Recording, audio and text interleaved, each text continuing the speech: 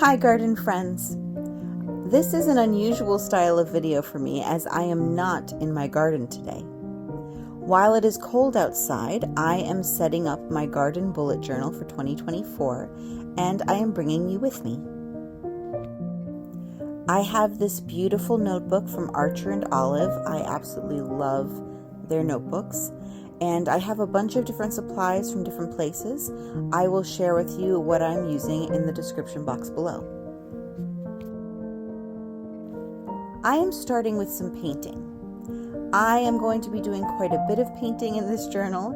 It is absolutely not necessary and not really recommended to use this much paint in this particular notebook, but I'm just going for it. This journal is very functional for me.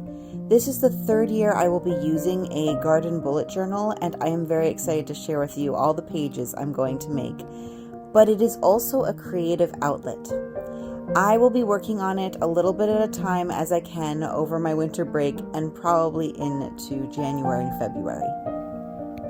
I am hoping to get a majority of this journal set up before the rush of the garden season in the spring. And I do have a lot of pages planned, and so I'm going to break this up into several different videos for you.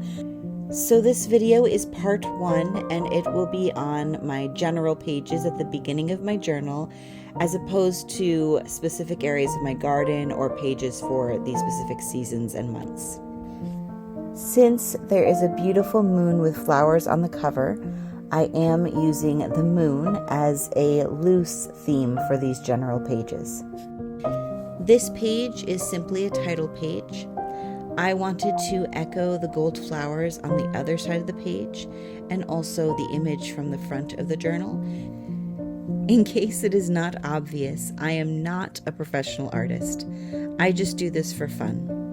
I hope that seeing me play with the paints and other materials will encourage you to explore some of your own creativity, regardless of what it looks like in the end.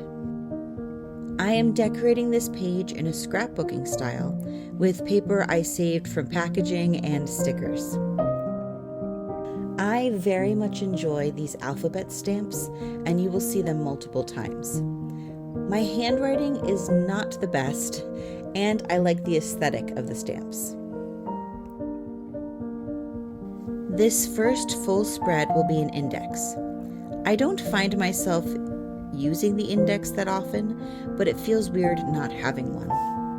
The lines I am making are for 2 columns to write the page numbers and the subjects.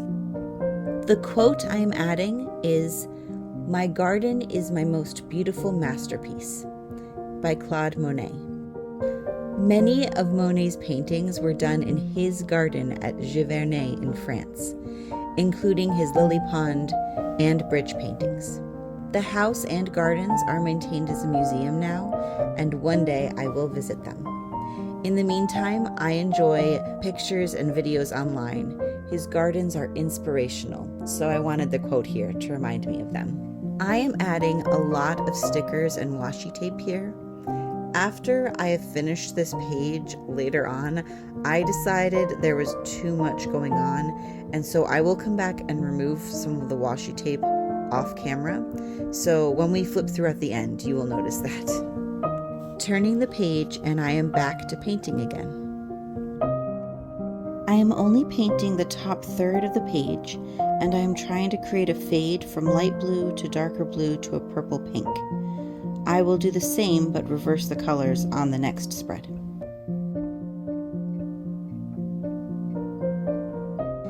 This spread, as well as the next, are calendar pages.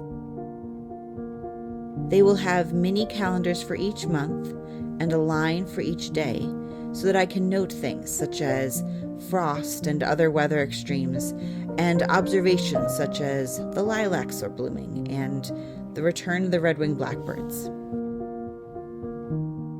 I make the mini calendars on this dot grid craft paper using my planner to make sure I get the days correct.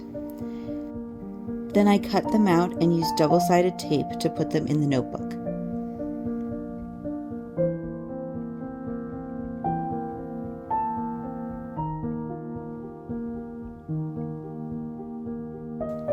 I also note my average first and last frost dates.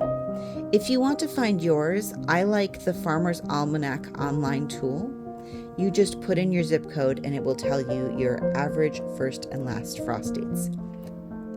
Always keep in mind that these are averages and watch your forecast. This past year, we had a late frost on May 18th, even though our average last frost based on the last 10 years is May 4th. It affected a lot of plants and gardens in our area. Writing all the numbers does get tedious, but I like how it looks in the end, and it's nice to have it done and ready to use. Deciding how to decorate these spreads was unexpectedly difficult. I had a bunch of ideas that were okay, but I didn't love them. As I sat down to paint, this idea came to me, and I do love it. It's kind of like string lights, but gold vines. And I added a few stars and sparkles here and there. And I really love how the gold pops on the paint in the background.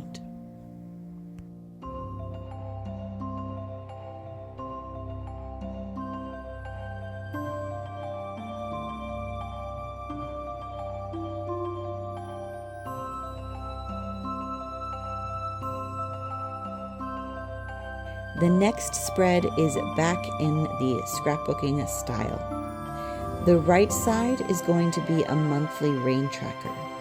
I always have good intentions with tracking things like this, and it usually doesn't happen, or will happen for a short period of time and then peter off. But maybe a pretty page will motivate me.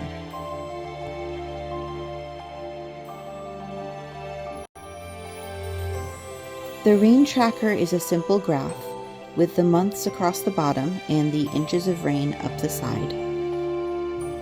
I will also include snow, but probably make it a different color to distinguish it from rain.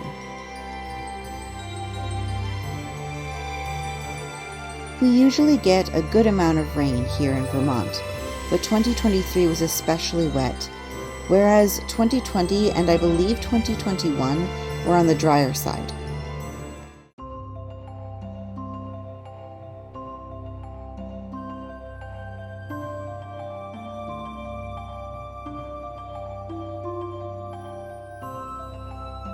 The left side of the spread is a page on the moon phases and how to work with them when gardening.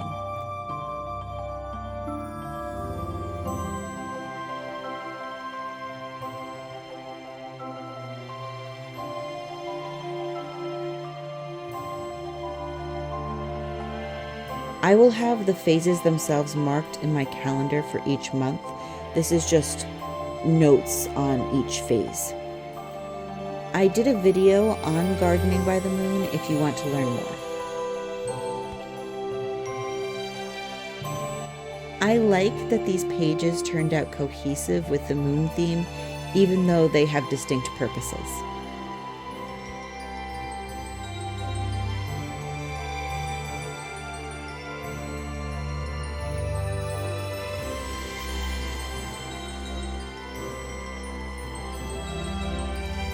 The metallic paint pens I'm using are acrylographs from Archer and Olive. This spread is for my 2024 garden goals. I wanted to make circles, and they can be tricky to freehand, and so I was able to find a mug that was the right size to trace. Starting at the top left, the circles are labeled Priorities, Potager, Berry Garden, Orchard, Around House, and Other.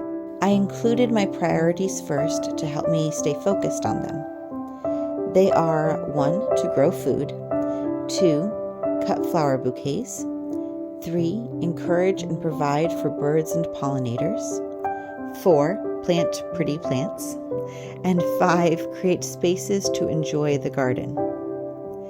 Then I will note a few important goals for each of the big garden areas, and I left room for other goals that don't fall into any of these categories. An example I will add is to fix the compost containers. On this page, I am using gouache paints again, but I am doing a dry brush technique, not a wash, and this is how I would recommend using paint in your journal.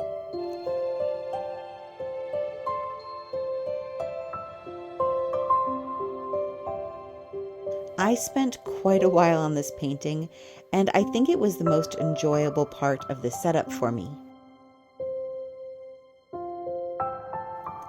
I included a few of my favorite things from the garden: blackberries, a hydrangea, greens, it's supposed to be chard, a bird, pretty flowers, a bee, and a butterfly.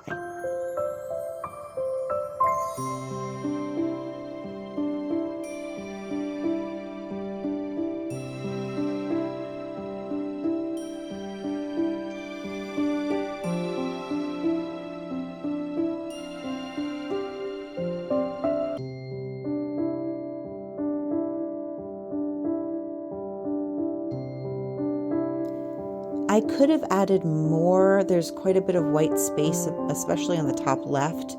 However, I didn't want to crowd it, and I also only had so much time. And I add a moon to tie it in with the theme.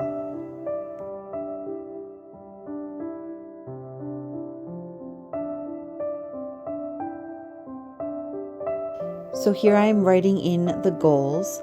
I would be happy to make a video on my 2024 garden goals if that would interest you. So if it would, let me know in the comments below. And while you're at it, go ahead and click that like button. I really appreciate it. It actually does really help me out when you like and subscribe. So thank you.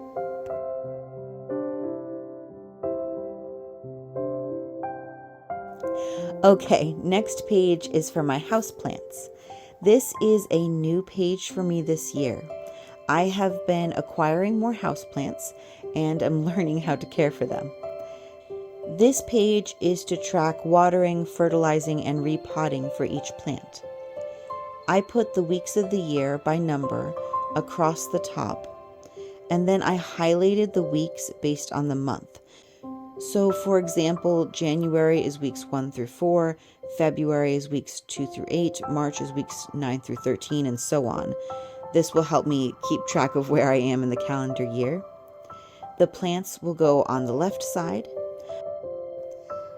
I try to have a routine to check on the plants, but I don't have a watering schedule, as it depends on how dry the soil is and how the plant is doing. I created a key with symbols to easily record when I water, fertilize, and repot. I currently have approximately 10 houseplants, and of course I want more, so I made some extra lines. Let me know if you have a favorite houseplant in the comments.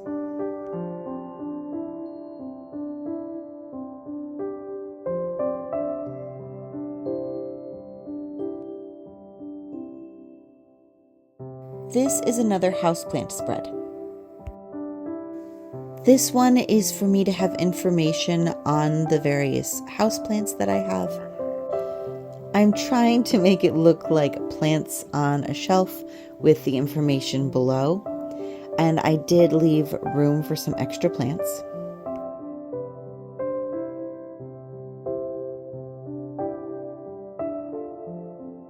On the right hand side, I'm adding this little strip of paper here to be a wish list for houseplants I want in the future.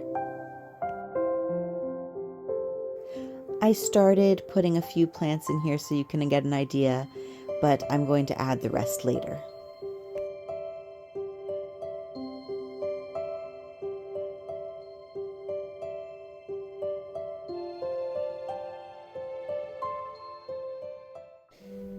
The next few spreads will all go together and are related to wanting and buying plants and other garden things.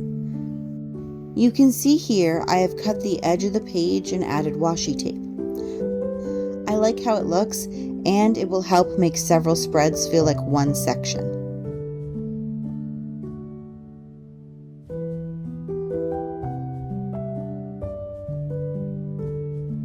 Here I am making an envelope to fit this card. It looks like a library card, and I got a set of them in an Archer and Olive subscription box. They're very cool.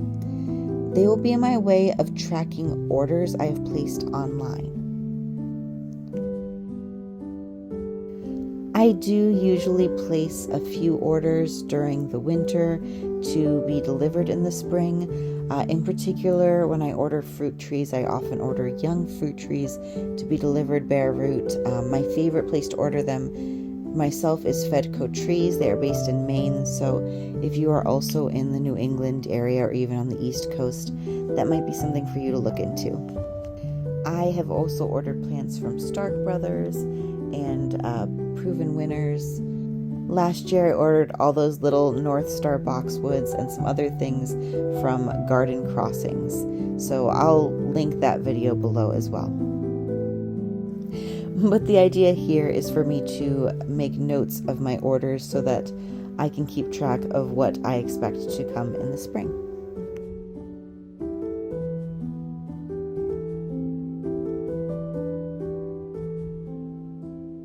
The left side of this page is a nurseries to visit bingo. I thought this would just be fun to add in here this year. I have a few favorites on here and then ones I haven't visited before. They're all within about an hour of me. And the idea is that I would color it in or highlight it when I visit and maybe mark the date, possibly add in a note of a plant that I bought. I will have some blank spaces towards the bottom, so I left those in case I find some more nurseries to visit, or I might add the places I ordered from online. This library date stamp came with the cards, and so I'll be using that. It's really fun to use. I am creating this card for a Proven Winners order I placed when they had a sale. Each order will get their own card. These pages are for wish lists.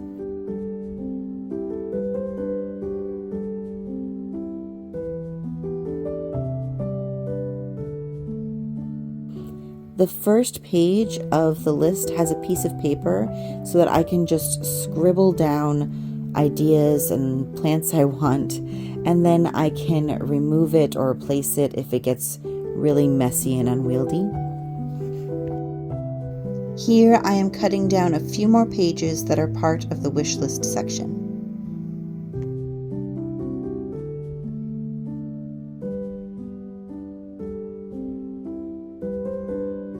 The next page I made a chart to add plants that I know that I want in a specific place. So it includes columns for the plant, the number of plants, the location, so the place in the garden where they would go, whether it's an annual, perennial shrub or tree, and whether it has winter, spring, summer, or fall interest. It can have more than one.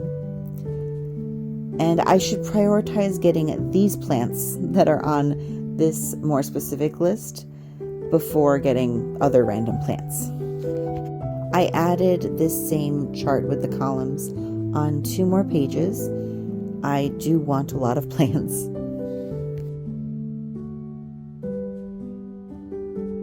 And I set aside the last page of the wish list for tools, structure, and decor items I want. That is where I'm going to end this video. These are my general pages. I hope you were inspired or encouraged, or maybe just had a relaxing time watching.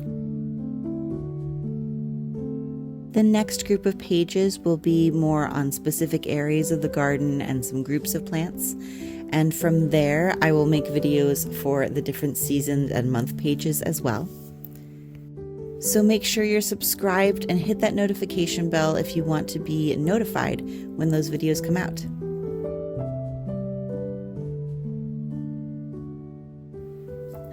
Happy gardening and garden planning, friends.